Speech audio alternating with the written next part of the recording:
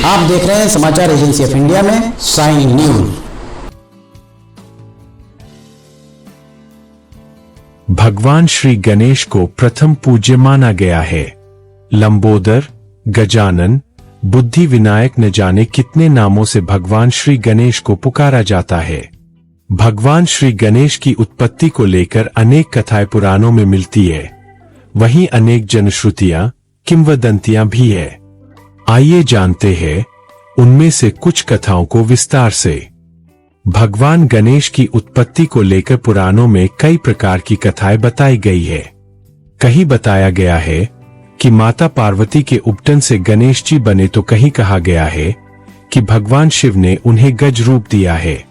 आइए जानते हैं कि कैसे हुआ बालक गणेश का जन्म।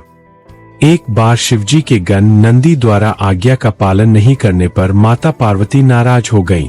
तब उन्होंने प्रण कर लिया कि वे ऐसा पुत्र प्राप्त करेंगी जो उनकी आज्ञा का पालन करेगा और उनकी रक्षा करेगा।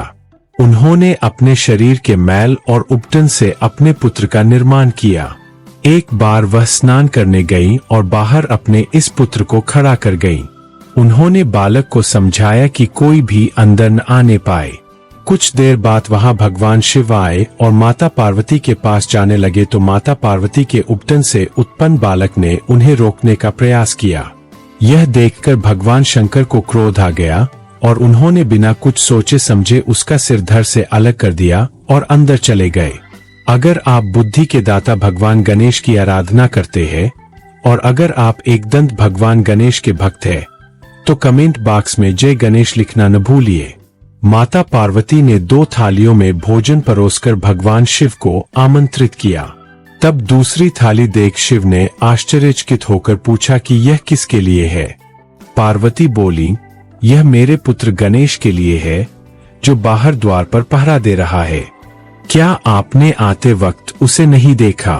यह बात सुनकर शिव बहुत हैरान हुए और पार्वती को सारा वृत्तांत कर सुनाया। यह सुन देवी पार्वती क्रोधित हो विलाप करने लगी।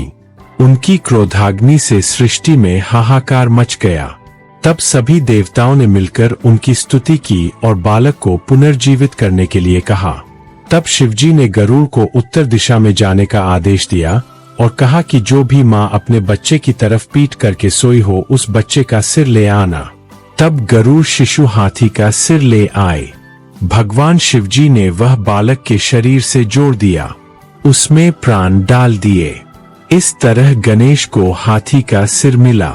वहीं पुराणों के अनुसार देवी पार्वती ने पुत्र की प्राप्ति के लिए पुण्यक नामक उपवास किया था और इस उपवास का फल देवी पार्वती को गणपति जी के रूप में मिला था। दंतकथा के अनुसार इस व्रत के लिए शिवजी ने इंद्र से पारिजात वृक्ष देने को कहा था, लेकिन इंद्र ने इस वृक्ष को देने में अपनी असमर्थता जताई थी। तब भगवान शिव ने देवी पार्वती के व्रत के लिए पारिजात से भरे वन का ही निर्माण कर दिया था। इसके अलावा शिव महापुराण में गणपति जी की उत्पत्ति की कहानी अलग ही वर्णित है।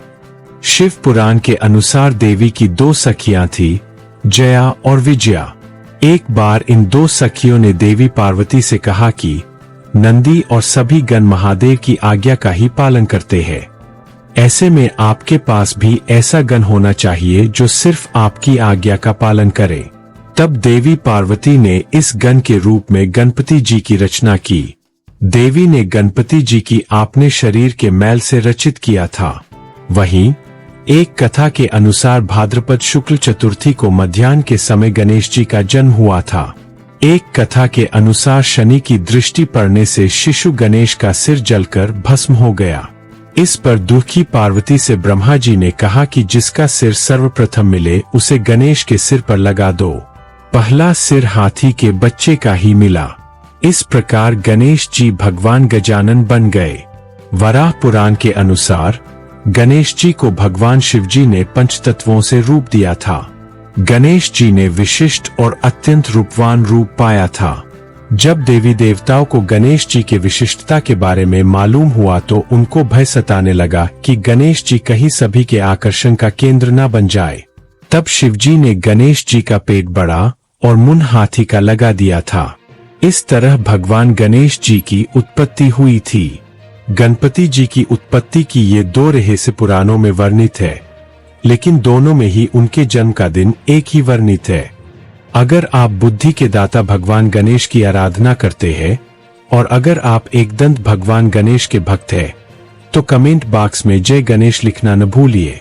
यहाँ बताए गए उपाय, लाभ, सलाह और कथन आदि सिर्फ मान्यता और जानकारियों पर आधारित है।